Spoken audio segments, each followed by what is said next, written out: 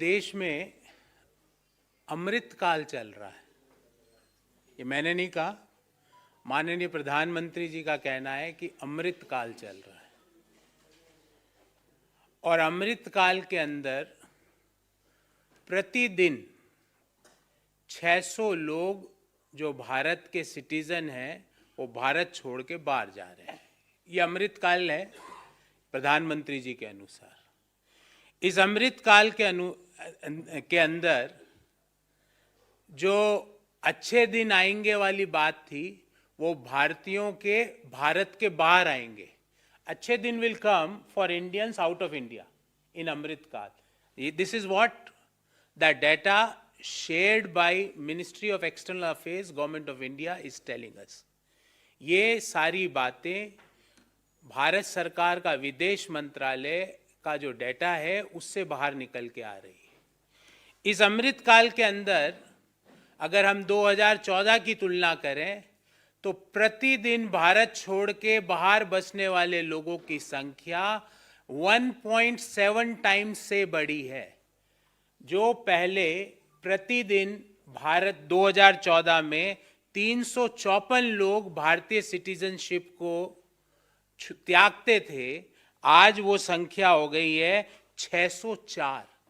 604 Indians every day leave Indian citizenship and they migrate from India to some other country of the world. प्रधानमंत्री जी कल प्रवासी भारतीयों के सम्मेलन को भी संबोधित करके आए। शायद ये डाटा उनको नहीं पता होगा क्योंकि उनके जो भाषण के राइटर्स हैं उनको कहाँ इतना समय है कि वो ये सब देखे। पर 604 Indians leave India every day. आज शाम को रात के 12 बजे तक 604 और भारतीय देश के बाहर चले जाएंगे। जो 2014 में ये संख्या थी 354, 354 थी 2014 में, 2022 में 604, मतलब 1.7 टाइम्स से ये संख्या बढ़ी है। अब सवाल ये उठता है कि बाहर जा रहे हैं तो क्या है, चले जाएं। पर आपको जान के ताज्जुब होगा कि इनमें से अधिकांश हाई नेटवर्थ इंडिविजुअल्स है। 7,000 लोग ऐसे हैं जिनकी सालाना आय 8 करोड़ रुपए से ज्यादा है। 7,000 people are those whose annual income is more than 8 crore as per the government declared returns। Bharat सरकार को दिए गए रिटर्न्स के अनुसार 7,000 लोगों की आय जो भारत छोड़ के 2022 में गए, उनकी आय 8 करोड़ से ज्यादा है। अधिकांश लोग वो हैं जो हाई नेटवर्थ इंडिविजुअल्स है, मतलब भारत से कमाया हुआ पैसा भारत में निवेश नहीं हो रहा है, वो जाके बाहर जाके निवेश हो रहा है क्योंकि अमृत काल है। अमृत काल की शायद प्रधानमंत्री जी के अनुसार यही परिभाषा होगी। प्रधानमंत्री जी ने कहा था अच्छे दिन आएंगे, आए, पर भारतीयों के भारत के बाहर आए, भारतीयों के हिंदुस्तान के अंदर नहीं आए। उसके बाद ये सब तो होना ही था, और क्यों होना था उसके 6 रीजंस लेके आया हूं। 6 reasons why Indians are living Indian citizenship. Point number 1, लगातार बढ़ती बेरोजगारी। आपको जान के ताज्जुब होगा कि 2022 में 12 में से 9 महीनों में बेरोजगारी की दर देश में 7% से ज्यादा थी। 4 महीनों में बेरोजगारी की दर 8% से ज्यादा थी। दिसंबर 2022 को जो महीना खत्म हुआ, बेरोजगारी की दर ओवरऑल 8.3% और शहरी बेरोजगारी 10.09% रही है। जब लगातार इतनी भयंकर बेरोजगारी देश में चल रही है तो ये तो होना ही था। तो ये तो हुआ point number 1। Point number 2, constantly low GDP growth opportunities. 2017 में भारतीय अर्थव्यवस्था की ग्रोथ रेट थी 8.3%, जो कोरोना के पूर्व 2020 में हो गई 3.7%, और कोरोना के दौरान -6.7 और फिर उस लो बेस के कारण 8.7% वर्ष FY 2022 में ये रही।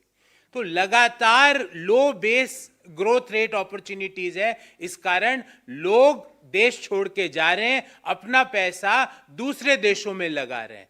हमारी जो हंसती खेलती बढ़ती हुई अर्थव्यवस्था 2017 में 8.3% से जो ग्रो कर रहे थे, और क्या हुआ था 17 में आपको याद होगा, रात को 8 बजे, आज रात 12 बजे से एक तो वो वाकया हुआ, फिर एक दूसरा वाकया, फिर आज रात 12 बजे से संसद खुलवा के बिना तैयारी के जीएसटी लगाई।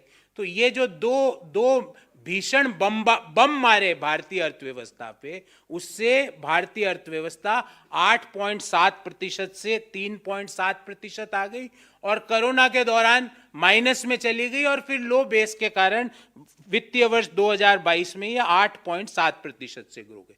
तो पहला तो कंसिस्टेंट हाई अनएम्प्लॉयमेंट, दूसरा low GDP growth opportunity, point number 3। और ये आंकड़ा हम सबके लिए चिंता का विषय है, जो तीसरा पॉइंट मैं बता रहा हूं। दुनिया में सबसे ज्यादा गरीब लोग हिंदुस्तान में है, ये यूनाइटेड नेशंस का आंकड़ा है। The largest number of poor people in the world, और मैं आंकड़ा दे रहा हूं यूनाइटेड नेशंस का, 22.89 करोड़ लोग दुनिया के हिंदुस्तान में गरीब है। 22.89 crore Indians are poor as per United Nations. और ये किसने किया research? United Nations Development Programme और ऑक्सफोर्ड यूनिवर्सिटी की संयुक्त रिसर्च में ये पाया गया।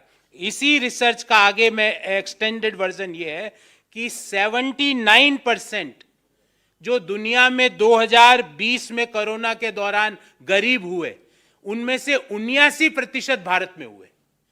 तो कोरोना में जो 79% लोग गरीब हुए, उसमें 79% हिंदुस्तान में हुए।